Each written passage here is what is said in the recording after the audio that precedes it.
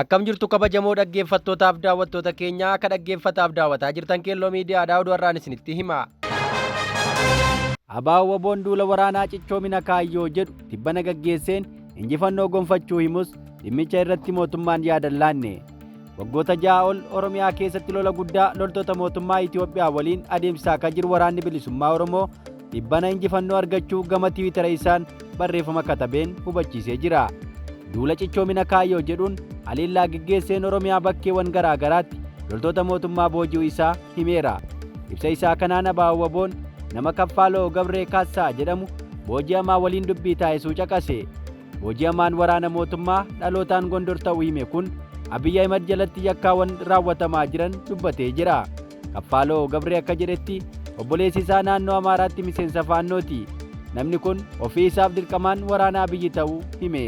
Leenjii waraanaa akka xumureenis bakka waraanaa hamaatti bobba'uu dubbatee jedha. Abo-Wboon Tiwiitara isaa gubbaa akka barreessetti gara Oromiyaatti osoo hin dabarfamin dura lola Tigray keessatti loluu isaa naannolee akka Wallaggaa, Fincaa, Jaartee, Guttinii fi giddugaleessa Oromiyaa irraa immoo Dirreen Cinnii, Mugar, Olankomii fi Ibsaa Hangaasaa keessatti tajaajilaa turuu dubbate. Ta'us osoo lola irra jiruu kutaan waraanaa diviishinii 11ffaa guutummaan Wboon barbadaa'uu akka danda'e booji'amaa kana wabeeffachuun Abo-Wboon gabaaseera. Erga kutaan waraanaa 11ffaa dhumanii booda kutaan waraanaa 18ffaan ijaaramuu isaanis caqaseera. Abo-Wboon ibsa kanaan dura kenne keessatti loltoonni mootummaa kutaan waraanaa 18ffaan illee guutummaan haleellaa Wboon barbadaa'uu caqasee ture. Booji'amaan Wboo biraan Buzunaa Balaachoo Abey jedhamu dhalootaan Arsii ba'aa yoo ta'u innis yaada kennuu isaa Abo-Wboon caqaseera. Booji'amaan kun konkolaachisummaa barataa turuu isaas dubbate. Sobaaf sossobbaan gara waraana mootummaatti makamuu isaa barreeffamicha keessatti caqafameera. Dargaggoota hedduu booji'aman wabeeffatee Abo-Wboon barreeffama qindeesse kana keessatti sirni mootummaa Itoophiyaa amma abdii kutannaa irraa kan ka'e humnaan namoota gara waraanaatti makaa akka jiru ibseera. Booji'amtoonni hedduun humnaan gara waraanaatti nu makan jechuun yaada akka kennan illee ibsee jira. Haalli kun uummata Oromoo hawaasa bal'aa biraas dhaga'amaa jira. Akkasuma miidiyaaleen hedduun mootummaan humnaan waraanatti uummata oofaa akka jiru gabaasaniiru. Baadiyyaa Oromiyaa keessatti dirqamaan milishaa ta'uu jechuun qawwee itti hidhuu jechuun himamaa jira. Kanneen milishummaa didan ammoo hidhuu fi bu'uuraalee barbaachisoo mootummaa irraa uummanni argatu akka dhowwataman yeroo adda addaa gabaafameera. Milishaa ta'uu didde jechuun namootni rasaasaan rukutamanii ajjeefaman illee akka jiran gabaafamaa tureera. Ta'us himata kana mootummaan hin fudhatu. Odeessa itti aanuun dararaan shamarran Naa'imaa Jamaal irra Liibiyaa keessatti ga'aa jiru dheekkamsa kaase. Sababa adda addaan biyya magariituu oomishaan mijattuu taate Oromiyaa irraa baqachuuf kan dirqaman dargaggoonni Oromoo daandii irratti balaan irra ga'uu itti fufeera. Rakkoo dinagdee fi baqa siyaasaaf kanneen irbaata qurxummii ta'an biratti hedduun isaanii harka saamtotaa bu'uun Yamanii fi Liibiyaa keessatti dararaan irra ga'uun irra deddeebiin dhaga'ama. Haaluma kanaan tibba kana viidiyoo fi suuraaleen garee shiftoota Liibiyaa magaalaa Kufraatti godaantota butanii gidirsan mul'isu miidiyaa hawaasaa irratti gadhiifamee jira. Isaan keessaa shamarree Naa'imaa Jamaal jedhamtu kan Oromiyaa irraa godaante ta'uu dhaabbanni dhimma godaantotaa fuula X isaa irratti ibsee ture. Suuraa fi viidiyoon Naa'imaa Jamaal yeroo dararamtu kan mul'isan yoo ta'u maatiin ishee maallaqa 750,000 akka kaffalaniif gaafatanii yoo hin taane akka ajjeesan suuraa isheetti erganii sodaachisaa akka turan himameera.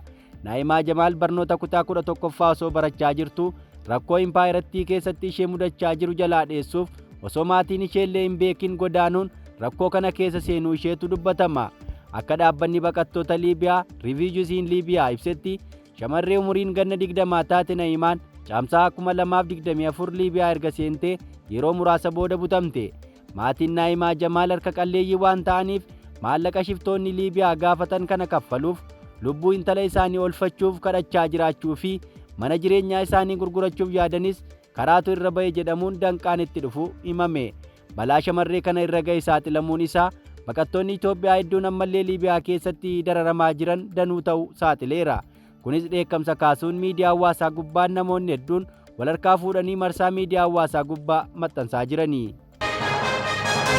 Oduu itti aanuun Itoophiyaatti akkuma edda galgalaa waan haaraan hawaa keessatti argame Keeniyaatti sibiilli maalummaan isaa hin beekamne tibbana samii bu'uu himame. Waldaan saayinsii hawaa Itoophiyaa dhimma halkan edaa waan qaanqee abiddaa fakkaatu hawaa keessa osoo imaluu kibba Oromiyaa keessatti mul'ate jedhamu tilmaamalaateera. Itoophiyaan waggoota dhiyoo kana karaa muummee ministeera Itoophiyaa saatalaayitii hawaatti furguggisuu himaa turteetti.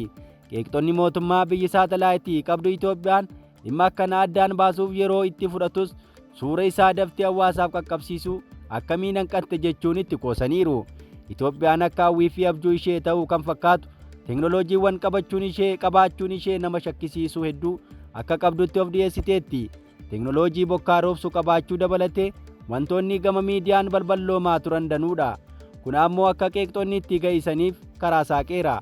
Kun ta'ee dhimma halkan edaa ilaalchisuun yaada qabatamaa osoo hin taane Itoophiyaan tilmaama keesseetti. Akka jedhametti taateen hin baratamin kaleessa Itoophiyaatti samiirraa socho'aa ture caccabaa hawaa yookaan dhagaa meetiyoor ta'uu danda'a jedhaniiru. Faallaa kanaa dhaabbata qorannoo hawaa Ameerikaa naasaan wabeeffachuun waliif TV'n akka gabaasetti ammoo astiroidoonni lama astiroidii 2024 Jawar 9 fi astiroidii amma baasii 2024 PT5 saffisa guddaadhaan gara kiiloomeetira miliyoona 1 fagaattee lafa bira akka darban ibseera jedhe. Naasaan eengadda akka beeksisetti astiroidoonni kunneen lafaaf balaa akka hin qaqqabneef rifachuun akka hin barbaachifne beeksisuu isaa gabaasichaan caqafameera. Gabaasa kana fakkaatuun tibbana jechuun biyya Keeniyaatti sibiilli kiloogiraama 500 ulfaatu samiirraa bu'uu dhaga'ameera. Sibiilli boca geengoo qabu kun ulfaatinni isaa kiloogiraama 500 fi bal'inni isaa meetira 2.5 ta'ee samiirraa kufee argame. Taateen kun Keeniyaa mandara Mukukuu keessatti hawaa irraa kufe. Ejensiin hawaa Keeniyaa caccabaa rookeettii ta'uu akka malu shakkeera. Ejensichi akka jedhetti ciccitoonni rookeettii akkasii yeroo baay'ee osoo lafa hin gahin galaana keessatti akka bu'an yookaan qilleensa keessatti gubatuu jedheera. Naannichatti akkuma sibiilli samiirraa bu'een poolisiin bakkichatti ga'ee sibiilichi baay'ee waan ho'uuf uummanni akka ittiin dhiyaanne dhorkaa turuu isaas gabaasichatu caqase. Wantoonni hin baratamne sochii lafaa dabalatee bara kana irra deddeebiin dhaga'amaa jiru. Hordoftoonni amantaa bara dhumaatti yoo akkeessan, qorattoonni garuu yaada faallaa kennuu itti fufaniiru.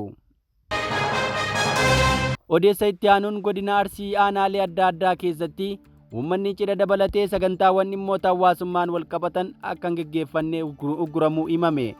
Gurri kun godina Arsii aanaalee akka Zuwaay Dugdaa, Roobee Dida'aa, Shirkaa fi Muuneessa keessatti mootummaan taasifamuutu dhaga'ame. Tibba kana aanaa Muuneessaatti dargaggoon sagantaa cidhaa qabu. Sagantaan isaa kun akka hin gaggeeffamne humnoota mootummaan danqamuun sirni hawaasaa cabuun dhowwamuu isaa maddi oduu kanaa OMN gabaaseera. Aanaa Muuneessaa irraa ka'uun ganda warra mucayyoo baatu karaa goljootaan darbuun deemaa osoo jiranii daandii kanan deemtan jechuun hamaamonni humnoota mootummaan dhorkamuu isaaniis gabaasichatti ibse. Erga dhorkamanii warri mucayyoo intala isaanii garaa daamaa geessuun achirraa warri gurbaa akka fudhatanii galan taasifamee jedhame. Gochi kun heeraa fi seera biyyaa qofa osoo hin taane duudhaa hawaasichaa illee cabsuu fi salphiseera jechuun gochi humnoota mootummaan raawwatame kun uummata dallansiisuu ibsaniiru. Haaluma wal fakkaatuun godinuma Arsii aanaa Zuwaay Dugdaa ganda Unshiitti Sheetamaa jedhamuttis dargaggeessi maqaan isaa Abbuu Taammee jedhamu sagantaa cidhaa isaa akka hin gaggeeffanne ugguramuu gabaafameera. Torbanuma kana keessa hamaamota konkolaataa 4 ganda naatilee 5 misirroo fuudhee galaa jiru. Dabballoonni mootummaa fi humnoonni waraanaa mootummaa magaalaa Ogoloochitti ugguranii bulchanii jedha. Guyyaa lammaffaatti uummanni dallansuu guddaa keessa seenee dhiibbaa taasisaniin misirroowwanii fi hamaamonni karaa bulfaman akka darban taasifamuu gabaafameera. Gostii fi firri sirna kana geggeessuuf dhangaa qabatee eegaa ture. Haala kanaan sirni hawaasichaa xiqqeeffamaa jechuun dubbatameera. Gochi kun gochaa sirna duudhaa hawaasaa kan ta'e fuudhaa fi heerumni akka aadaa uummatichaatti hin gaggeeffamne kan faallessu ta'uu himanii. Jiraattonni uummanni ganda Unshiitti 50 fi naatilee 5 gocha kana rifachuu isaaniis gabaasichatti ibse. Oromiyaa bakkoota biroo keessattis uummanni akka wal hin arginee fi walitti hin qabamne taasifamaa turee jira. Bakkoota tokko tokkotti immoo oomishaalee akka boqqolloo, mishingaa fi kan kana fakkaatan da'oo diinaa ta'a jedhamuun xaafii fi qamadii malee facaasuun akka hin danda'amne dhorkiin kennamuu isaa maddi oduu kanaa gabaasee jira. Egaa dhaggeeffattoota keenya odeeffannoon har'aaf qabanne kana fakkaata. Ka torban dhufuun haga walitti deebinutti nagaan nuuf tura.